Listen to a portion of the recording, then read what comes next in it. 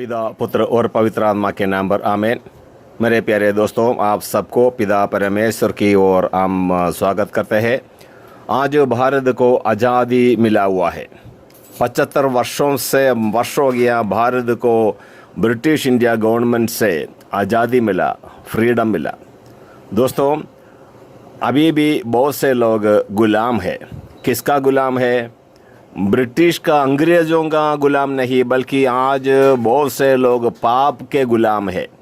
पाप के गुलाम, जो लोग पाप करते हैं वे पाप का गुलाम रहता है। तो असली आज़ादी, फ्रीडम हम हर एक व्यक्ति को मिलना है ईश्वर की ओर से। जो लोग शैतान के वश में है और पाप करते रहता है वे पाप के गुलाम है, और इसी गुलामी से सबको मुक्ति होना जरूरी है। ये पाप क्यों हुआ है? बाइबल प्रज्ञा ग्रंथ 15:8 में लिखा है, वह व्यर्थ परिश्रम से उसी मिट्टी से एक निरर्थक देव मूर्ति गढ़ता है। मिट्टी से व्यर्थ परिश्रम करते हुए निरर्थक देव मूर्ति को गढ़ता है।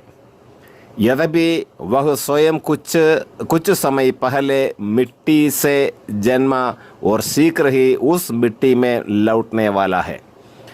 इंसान मिट्टी से गढ़ा हुआ देव मूर्तियों के सामने पूजा पाठ करता है, आराधना करता है। यही सबसे बड़ा गुलामी है, और इस गुलामी से इंसान कब आज़ादी उनको मिलेगा नहीं मालूम। हर एक व्यक्ति कोशिश करना है इस गुलामी से हमें मुक्ति मिलना।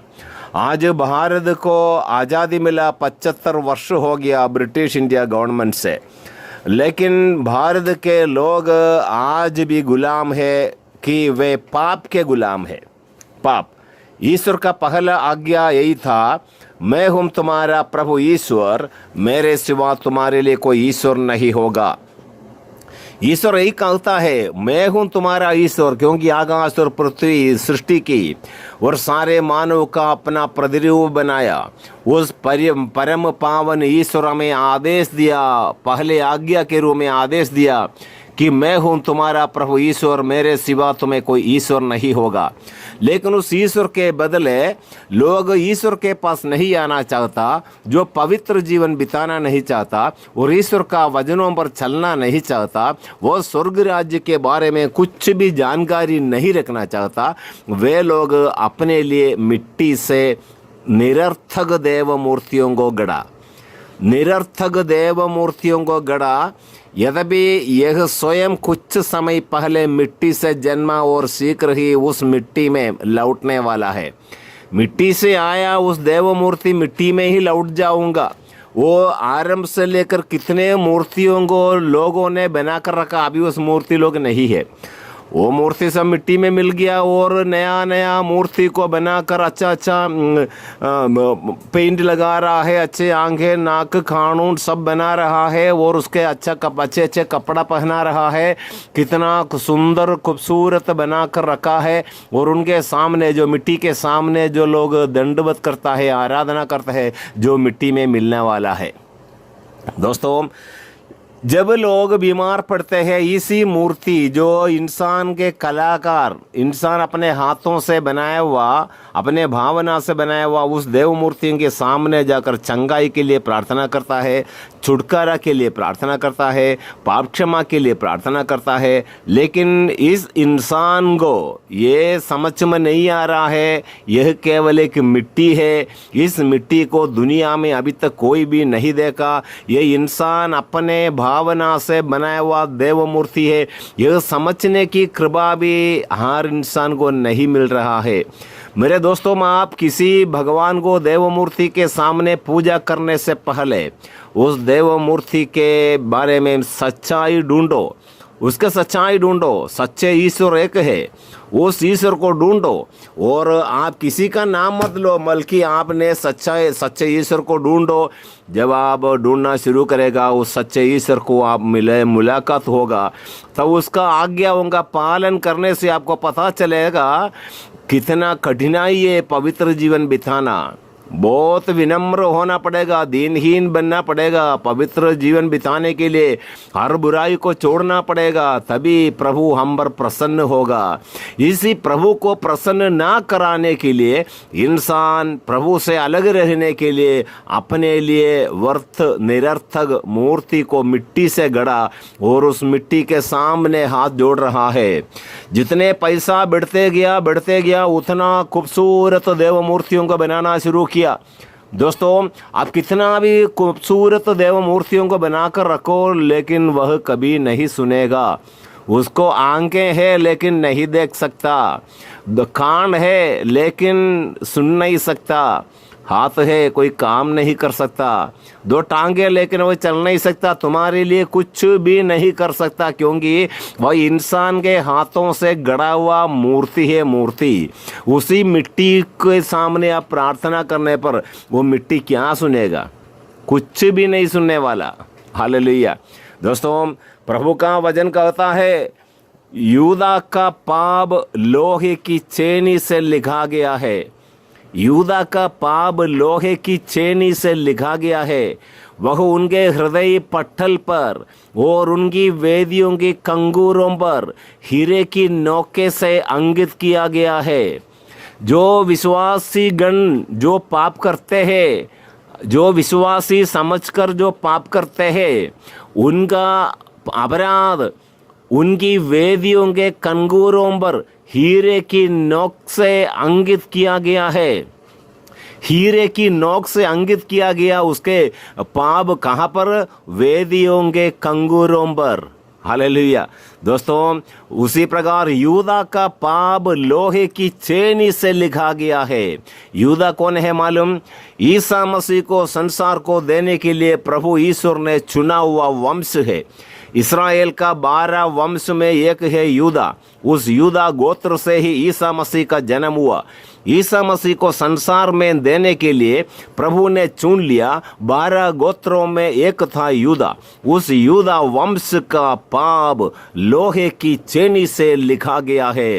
यिर्मयाह का ग्रंथ अध्याय 17 का 1 में लिखा, यदि ईश्वर को दुनिया को देने वाला उसी गोत्र का वंशज होगा, पाप लोहे की चेनी से लिखा गया। लोहे की चेनी से यदि लिखागा ना तो वो कभी मिटेगा नहीं, कभी मिटेगा नहीं।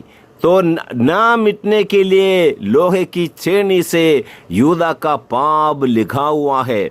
तो मेरे दोस्तों, तो हमारा पाप कितना कठिनाई के साथ, कितने जो मजबूत के साथ वह ना लिखेगा।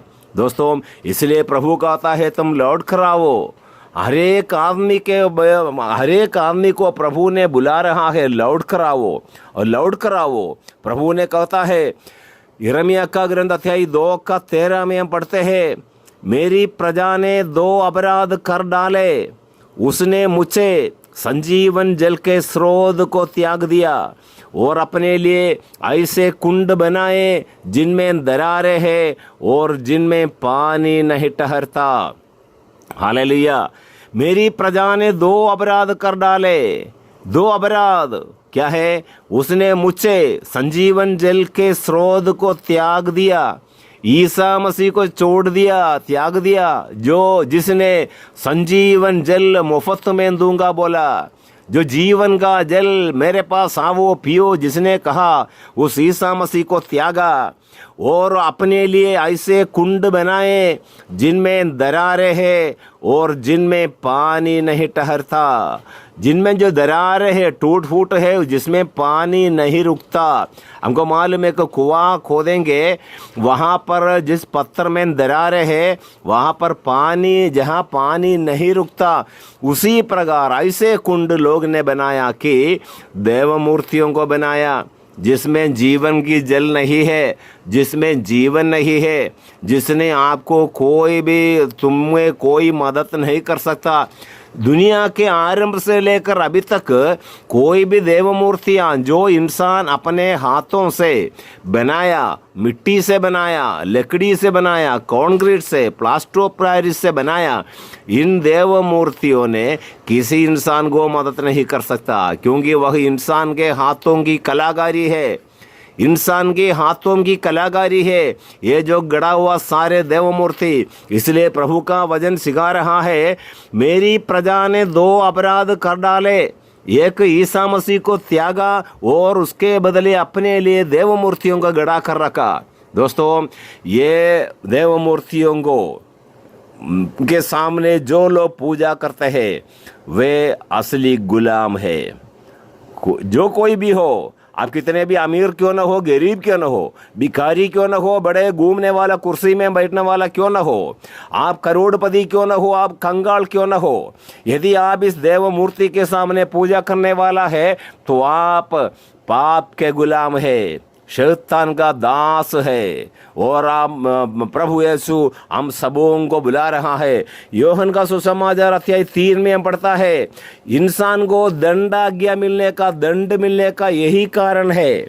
इंसान का पाप कितना भी बड़ा क्यों ना हो, वह हिम की तरफ उज्जवल हो जाएगा, लेकिन इंसान का पाप सबसे बड़ा अपराध क्या है मालूम है?